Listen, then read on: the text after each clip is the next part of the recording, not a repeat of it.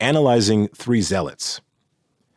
The case of Álvarez was perhaps the most instructive example, to me, of how the United States dealt with its fallen friends. Álvarez, his army, and the Honduran leadership were different from us. They had a strong ideology applauded by the United States. Dedicated anti-Marxists, anti-communists, anti-anything that was socially meaningful or beneficial to the people. Anything that had the word social in it for Álvarez meant communism. He had a true fixation about Nicaragua.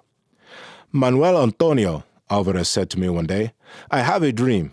I can see myself riding into Nicaragua on a white horse, freeing the country from the Sandinista communists and taking control."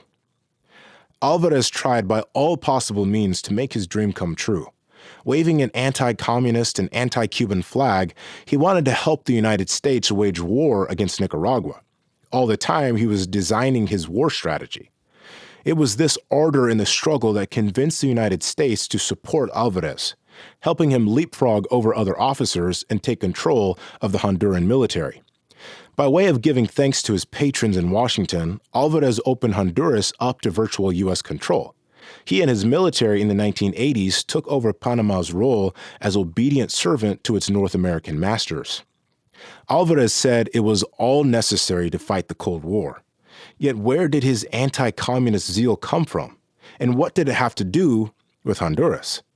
There were virtually no guerrillas in Honduras, although a small group called the Chinchoneros did eventually emerge, seizing some hostages in Tegucigalpa, then negotiating their way out of the country with the help of mediation by foreign diplomats. Panama had a role in the negotiations, offering to send a plane to fly the guerrillas out of Honduras, guaranteeing their safety until they could leave the area. The Chinchoneros kept their part of the bargain, releasing the hostages, and we sent an Air Force plane to pick them up and take them to Panama City. Álvarez called me, asking me to renege on the bargain and send them back to Honduras. I refused, first of all because we had mediated in good faith, and second, because I knew this would be tantamount to a death sentence for the rebels. Álvarez and I quarreled, but Panama was steadfast. "On diplomatic grounds alone, it can't be done," I told him. "These men were entrusted to our protection." We let the Chinchoneros go, some traveling to Mexico, others to Cuba. We found out later that Honduran intelligence got pictures of all of them, probably, we believed, from someone operating through the Red Cross. And when some of the rebels snuck back into Honduras, Álvarez was able to identify them and had them killed one by one. Álvarez and I often argued, but we treated each other with respect. He knew that I was neither a Marxist nor a communist, but a supporter of these groups that he hated so much. The problem that ideologues had with Panama was that they couldn't figure us out. We made friends based on our own value system. Chile was a good example. The Panamanian military had respectful relations with its Chilean military counterparts.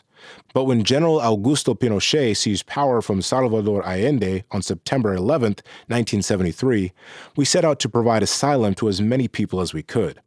There was much concern in Panama upon hearing the news of the Chilean coup, since hundreds of our countrymen, students, leftists, even some opponents of the Panamanian military, were living there.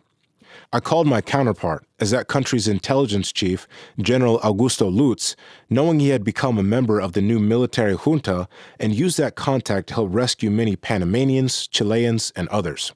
My friend briefed me on events, then put Pinochet on the line. I recognized the general's distinctive voice. He told me he had a daughter living in Panama and feared reprisals against her by leftist opponents. Without his asking, I told him I would guarantee her security, which I did, although there were never any incidents. In the days that followed, Pinochet's military rounded up thousands of Allende supporters. Panama became a lifeline for people detained by Pinochet or threatened with arrest. I asked our very able ambassador, Joaquin Mesa, to go to the now infamous Santiago soccer stadium, where suspected leftists and opponents were later reported as having been tortured and killed. Panama managed to liberate at least 1,200 people, doctors, intellectuals, students, men, women, and children. In particular, I remember the case of a 3-year-old girl named Macarena Franqui Marsh, whose father was a leftist activist. It was known that the father was in the hands of Chilean military police, the DINA, but the little girl was missing and believed held captive, it was said, perhaps to apply pressure on her father.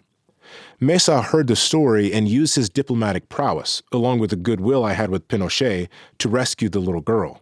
I was also able to help a United Nations official and members of the musical group Canta America, among others, detained by the military regime. Mesa filled the Panamanian embassy in Santiago with refugees, and when the building could not hold a soul more, Torrijos let us buy 2 additional buildings to hold more refugees under our diplomatic umbrella. Years later, when I became commander of the Panamanian military, I went to Santiago for a hemispheric meeting of military chiefs. Pinochet invited me for a private dinner at his home with his wife and daughter. Ambassador Mesa was also there. Pinochet was in an ebullient mood. "Well, you Panamanians sure did save a lot of those Marxists. I'll bet it was something like 2,000 of them," he said. "Tell me one thing, General Noriega. Have they ever thanked you?" Alvarez's attempts to provoke a war proved his undoing. The United States wanted the Contras to overthrow Nicaragua, and they wanted to act as an unseen player in that game. They did not seek a highly visible, overt approach, and that was what Alvarez was leading them toward. Eventually, this meant that Alvarez, for reasons very different from the U.S. interest in getting rid of me, became a problem. I refused to help them in Nicaragua. Alvarez wanted to do too much. So suddenly one fine day, there was a coup in Tegucigalpa. Coming from the quarter where one would least expect it, Alvarez's closest friends, fellow officers in the Honduran Air Force. The United States helped plan and instigate the coup. The armed forces seized their commander, tied him up, and sent him packing out of the country to Costa Rica. The moment chosen for the uprising against Alvarez was important. The United States had been hosting a mini-course on military intelligence and operations at Fort Gulick, one of its military bases in the former Canal Zone. Among those attending the course were a number of Alvarez's key men. I remember giving the closing speech and later attending a reception for them at the Hotel Continental that evening. All of us were unaware of the trouble brewing back in Honduras. The news came out the following morning with the word that General Walter Lopez was the new head of the Honduran Armed Forces. Later the same day, I received a message from Costa Rica. Alvarez wanted to talk to me. When the phone hookup was finally made, the man on the other end of the line was an Alvarez who sounded in a far different frame of mind than the man I knew. Alternately bitter, defeated, tearful, without hope, then violent, grasping for possibilities, beseeching me for support. "What can I do for you?" I said finally, unable to think of anything that could unseal his fate. "Manuel Antonio, call General Paul Gorman for me," he said, referring to the head of the U.S. Southern Command. "I haven't been able to reach him, but Manuel Antonio, please, tell General Gorman, tell him about what they have done to me. Tell him that I am in hiding here in Costa Rica. Tell him everything I have told you." I did, in fact, get in touch with Gorman. "Oh, yes, we know about that. Thanks for the call," Gorman said, dismissing the whole matter and promptly changing the subject. I could see that Gorman indeed knew a lot about Alvarez's fortunes and that nothing was likely to change. All of this would be inconsequential, except for the fact that not many days later, I had a visit from the CIA agent, obviously aware that I was in touch with Alvarez. "Alvarez is going to the United States," the agent said. "Please send him this money through the BCCI account." The gift was a large quantity of cash. I sent it to Alvarez and he went to live in exile in the United States. I was fascinated by the whole process, but I just couldn't understand the Americans. They thought everything would be made all right with money. It was beyond cynicism. It was disconnected from reality. "Let's send something to pacify him, to take care of him and his wife and children, and to keep him quiet. He's done his job for us, and now it's over." Years later, the Americans tried the same thing with me. $2 million seemed to be the going price for a military commander to give up his nation's sovereignty.